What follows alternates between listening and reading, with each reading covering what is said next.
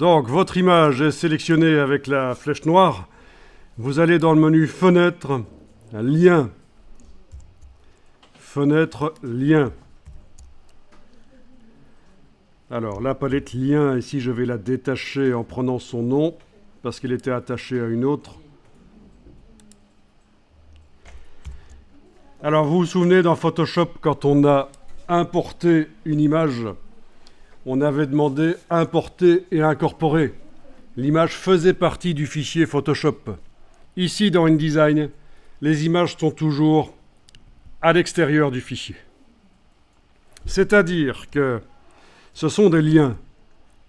On voit l'image dans le document quand on ouvre le document, mais en réalité, l'image, avec tous ces pixels, elle n'est pas dans le document InDesign.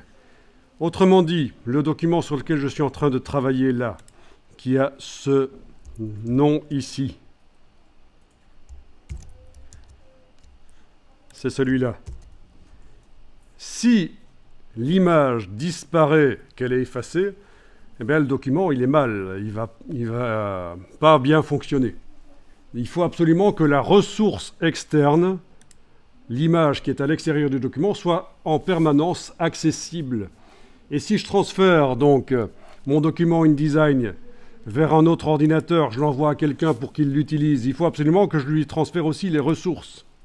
Ce sont des ressources liées, ce sont des liens. Ça, c'est une première chose à comprendre. D'où l'importance de la palette Liens,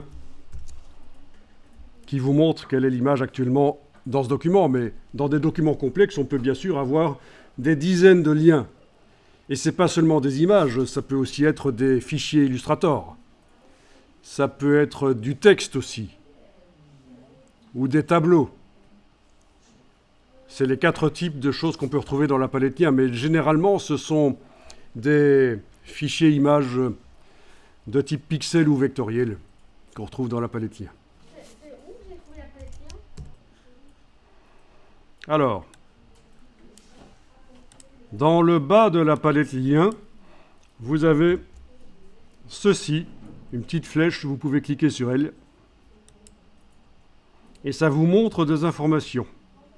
Il faut, pour voir les informations sur l'image, il faut que le lien soit sélectionné. Si ce n'est pas sélectionné, vous ne verrez rien. Il faut que ce soit sélectionné.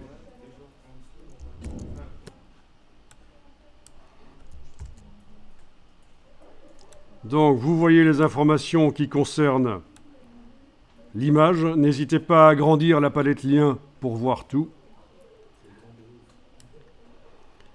Et alors, ce qui nous intéresse ici, c'est ceci, les pixels par pouce.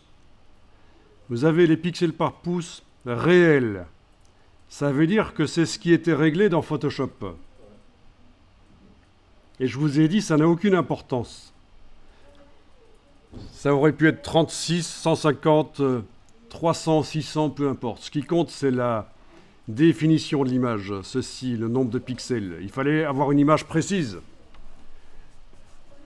Et alors, dans InDesign, la résolution qui compte, c'est celle-ci.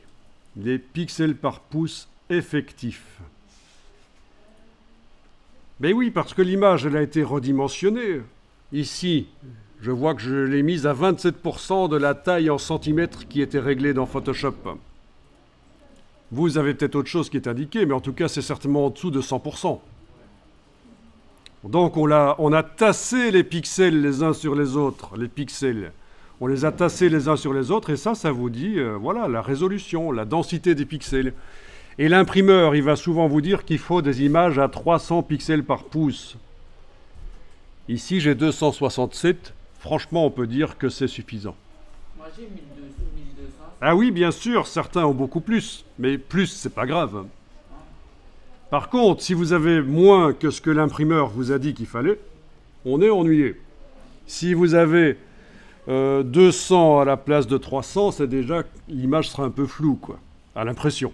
Mais elle s'imprimera et ça peut être agréable de la regarder, c'est pas pour ça, ça dépend. Si vous imprimez sur du jet d'encre, il faut du 150 pixels par pouce. Si vous avez 80 pixels par pouce comme résolution effective dans InDesign, Ce ne sera pas bon, c'est trop éloigné de 150. 130 à la limite, ça pourrait passer. Et s'il y en a plus, comme je le disais, ce n'est pas grave du tout, au contraire. Et c'est logique qu'il y en ait parfois plus, ça dépend à quelle dimension on met l'image. On va faire le test d'ailleurs. Alors ce qu'on est en train de voir ici, c'est vrai que ce n'est pas évident à comprendre. Ça, c'est la méthode moderne pour travailler dans InDesign, la méthode qui est appliquée depuis 15 ans en fait. Et comme je vous le disais, certaines personnes qui sont depuis longtemps dans le métier vont parfois vous dire « Oui, vous voulez utiliser une image dans InDesign, vous devez aller dans Photoshop, faire en sorte que sa résolution soit à 300 pixels par pouce. » Mais donc ce n'est plus vrai en fait. C'était vrai au début quand on faisait la mise en page dans les années 90. Maintenant ce n'est plus vrai, ça fait 15 ans que... Non, en fait ça fait 20 ans depuis la première version de InDesign que ce n'est plus nécessaire. Et donc ce sont des choses qui se disent encore, et c'est pour ça que je vous explique, voilà, cette étape-là, les images à 300 pixels par pouce, à moins que vous soyez vraiment obligé, sinon vous avez des gros problèmes, mais ne le faites pas dans Photoshop. Alors vous allez comprendre comment ça fonctionne. Vous avez votre image sélectionnée, vous allez pouvoir la redimensionner. Oui, tout à l'heure on l'a déplacée avec la flèche noire, mais vous allez pouvoir la redimensionner avec l'outil de transformation manuelle.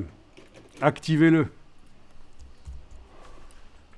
Et en prenant une poignée ici au coin, vous allez pouvoir, avec la touche Shift enfoncée, la touche majuscule, pendant que vous faites ça, vous allez pouvoir changer sa dimension. On lâche le bouton la souris, puis la touche Shift, tranquillement, pas besoin d'essayer de lâcher les deux en même temps. C'est le redimensionnement. En réalité, quand on dit qu'on redimensionne l'image, ce n'est pas tout à fait vrai. On redimensionne le bloc qui contient l'image et l'image à l'intérieur du bloc. D'accord ? On redimensionne le bloc qui contient l'image et l'image à l'intérieur du bloc. Et alors, regardez ce qui se passe à la résolution effective ici. Si vous faites l'image plus petite, ça augmente forcément, les pixels se tassent les uns sur les autres. Si vous faites l'image plus grande, et là il n'est pas interdit dans certaines mises en page de faire même sortir l'image en dehors des limites de la page. J'ai zoomé en arrière avec Alt roulette et vous voyez que je fais sortir l'image en dehors des limites de la page. Ben oui, si on veut qu'elle s'imprime jusqu'au bord de la page, qui est le bord noir ici en fait. C'est pas interdit du tout de la faire sortir. Au minimum, il faut qu'elle sorte de 3 mm. Par rapport à votre page A4 qui a 21 cm de large, vous voyez à peu près ce que ça fait un débord de 3 mm. Ok, donc là je l'ai agrandi beaucoup. Je suis à 145. Bon pour une impression jet d'encre. Par contre, pour un imprimeur, cette image que j'ai été chercher sur le web, elle n'a pas assez de pixels, ça va être flou. Parce que l'imprimeur vous dira certainement qu'il faut 300 pixels par pouce. Vous comprenez un peu la logique ? Donc, on a un certain nombre de pixels, c'est la précision de l'image. Il faut une certaine densité de pixels sur une distance d'1 pouce, pixels par pouce, 2,54 cm 1 pouce. Ok ? Quand on imprime. Et l'imprimeur, lui, pour avoir des images précises et imprimées correctement, il vous dit qu'il faut 300 pixels d'une image qui soit utilisée sur une distance d'1 pouce. Et pour l'instant, ce n'est pas le cas avec l'image à la dimension à laquelle je l'ai mise. Je suis en dessous, trop en dessous. Et donc, cette image, si je veux l'utiliser pour l'imprimer chez un imprimeur, je ne peux pas l'utiliser aussi grande. Je suis obligé, avec la transformation manuelle et la touche Shift, pendant que je prends les poignées du coin, là, je suis obligé de la rétrécir, la densifier, et voilà. Tant que je suis proche de 300, voire même au-dessus, ça marche. Vous comprenez, c'est un peu comme une éponge. Vous considérez que l'image, c'est une éponge. Elle est constituée de matière, l'éponge. Quand vous appuyez sur l'éponge, elle devient plus petite, on est d'accord. La matière se densifie, elle est moins molle, elle devient plus dure. Il y a plus de matière par centimètre ou par pouce quand on appuie sur l'éponge. Ben, c'est la même chose pour l'image. Elle contient une certaine quantité de matière, ce sont les pixels. Quand vous la faites petite dans la mise en page, les pixels se tassent les uns sur les autres, un peu comme votre éponge, quand vous l'appuyez, quand vous la faites petite en appuyant sur elle. La matière se densifie, l'éponge est moins molle, elle est plus dure. Vous avez plus de matière, voilà. Et vous avez aussi la comparaison avec l'élastique. Un élastique, c'est constitué d'une certaine quantité de matière. Si vous tirez sur l'élastique, il devient plus grand, mais il y a moins de matière. D'ailleurs, à un certain moment, si on tire trop, ça claque. On est d'accord. Même chose pour l'image, quoi. Si on la fait grande, il y a moins de matière par centimètre ou par pouce. Les pixels se sont écartés les uns des autres et donc on obtient parfois trop peu. Voilà ce qu'il faut comprendre. C'est ça, quand on la rétrécit, les pixels se densifient. Et donc, à quelle dimension vous pouvez utiliser l'image et qu'elle soit imprimée correctement, ben ça va être du cas par cas. Pour chaque image, il va falloir aller voir cette partie-là, PPP effectif. Et ce qui est réglé dans Photoshop, ça n'a pas d'importance, ça n'influence pas. On est passé outre. Quand on a importé l'image et qu'au lieu de faire un simple clic, on a fait un cliquer-glisser, on est passé outre de ce pré-réglage qui était dans Photoshop. On a déterminé la dimension de l'image au moment où on l'a importée. Sinon, vous aviez vu qu'elle était beaucoup trop grande. Voilà.